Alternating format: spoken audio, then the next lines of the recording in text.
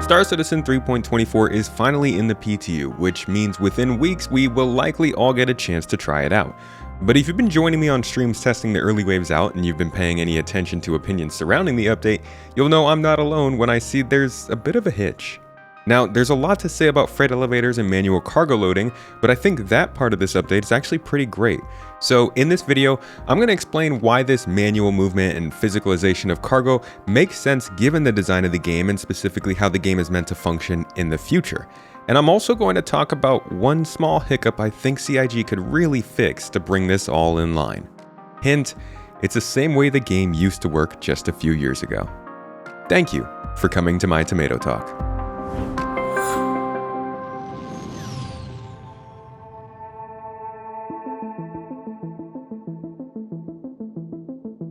Many games, especially those that try to focus on simulation, have design quirks and little things that seem pretty unique. From pretty early on, Star Citizen had a thing for physical interaction, the first examples of which can be seen in this 2015 design document. While things don't need to adhere to 9-year-old documents, throughout the years the game continued moving towards this goal. It's one of the reasons things have taken so long. Persistent entity streaming is heavily focused on tracking a bunch of physicalized products around the game. As well as it may or may not work, it developed in line with the cargo refactor, which began about 2 years ago. That refactor has reached its peak in 3.24 in the introduction of freight elevators. These elevators are basically just spawn closets for your inventory, a way to produce the goods you need from the location you're in out of sight before bringing it up to your hangar. For the game being designed, this won't really affect normal players all that much. It's similar to a game like Cyberpunk 2077 with your apartment stash, or Elder Scrolls Skyrim where you can keep objects at your residencies throughout the game.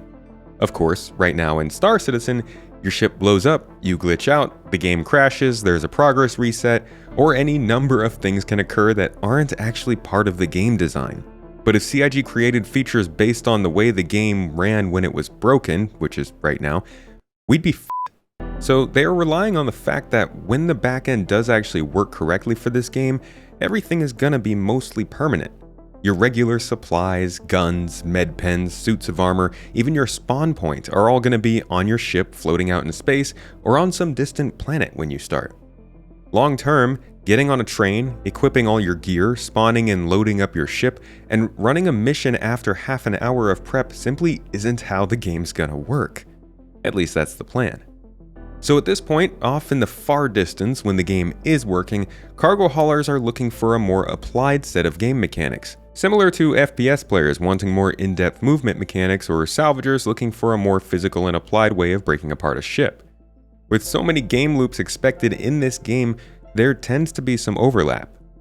This method of physically calling up and storing cargo will require haulers to take into account where their first drop-off is for the day, what kind of cargo they're loading, and overall, it's going to immerse the hauler more in the gameplay of their choice. For the rest of us, you're possibly dealing with an extra minute or two pulling the new items you bought into a box on your ship. Is this annoying? Possibly, but every aspect of the game is meant to make you think and plan ahead to be efficient. The more little bits are more fun for one person than another means more of that group gameplay or gameplay and just generally getting a crew together allows every person to have a specific job they can rely on. It's all definitely going to need some balancing, but what we're seeing here is the very first version of this reality. Now, in a world where you need to plan and act according to your priorities, there is also the option to have all that cargo loaded onto your ship automatically. So you still don't need to do the work. This could just work the way it always has for you. You may just need to pay and wait a certain amount depending on how many AI characters you want loading your ship. And you do end up losing the choice of how that cargo is stored, meaning the mass of your ship could be different from what you want, or you might have to remove some boxes to get to that very first delivery stuck in the very back of your cargo hold. Hauling is going to be a thinking game, for sure. Ultimately though, allowing for manual loading of items provides a more immersive experience while letting your entire crew take part in the process. It adds some friction to the gameplay experience to make players think about their next steps, and it gives players more freedom to prepare for events and missions with their orgs exactly how they like. And if you're the solo hauler, well, then there's also that. I did put a couple hours to this on stream just a couple days ago that you can go and check out on my channel, or you can subscribe here to see a lot more examples of this in the future. This also all rolls over to ship inventories. With limited inventory interaction at various landing zones and outposts, your ship starts to feel more like a home, a storage place, a set piece. Additionally, in a sandbox environment, it makes sense that anybody can access the ship inventory if they go through the steps of hacking or sneaking their way on, or some other way of obtaining access on board. But how lame would it be for a player to sneak onto the very back of your Idris or Polaris, where nobody is guarding, and steal the ammo that is supposedly stored away in the armory in the front, or even empty the entire inventory without you noticing? Physicalizing the actual location of goods allows for more distinction between who can access what and where, and gives an advantage to those who know how to utilize their ship best, like say the shielded storage on the MSR or the valuable item storage on the Ironclad. Granted, all of this requires updated ships, which is one of the bigger problems Star Citizen deals with. Many of the ships don't actually have adequate interior storage, and they could use some updates to give you more places to shove your food, guns, and items. But that's a different video. Now with some understanding of the why of physical cargo, let's look to the physical inventory access points around points of interest, because this is where things get a bit more disappointing in 3.24, and where I think CIG could make one small change to fix the player experience.